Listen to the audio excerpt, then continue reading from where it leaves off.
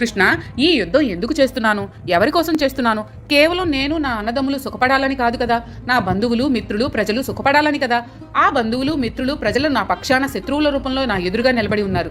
ఒకరితో ఒకరు యుద్ధం చేసుకోవడానికి సిద్ధంగా ఉన్నారు. వీరంతా వారి వారి భార్యా బిడ్డల మీద, రాజ్యము మీద, సంపదల మీద, తుదకు ప్రాణముల మీద ఆశలు వదులుకొని చావడానికి సిద్ధపడి ఈ యుద్ధ రంగంలో నిలబడి ఉన్నారు. వీరే కాదు, నా తాతలు, తండ్రులు, అన్నదమ్ములు, పుత్రులు, మామగారులు, మేనమామలు, మనువలు, బావలు, బావమరుదులు, ఇంకా అనేక మంది బంధుమిత్రులు ఇక్కడ వారి వారి రాజ్యములను, సంపదలను వదులుకొని చివరకు చావడానికి సిద్ధపడి ఈ యుద్ధ రంగంలో నిలబడి ఉన్నారు. యుద్ధమే కనుక జరిగితే వీరంతా మరణించడం తథ్యం.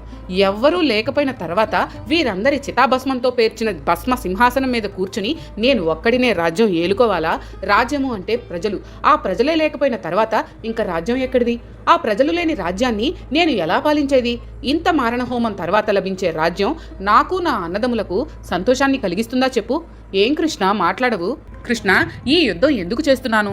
ఎవరి కోసం చేస్తున్నాను? కేవలం నేను నా అన్నదమ్ములు సుఖపడాలని కాదు కదా.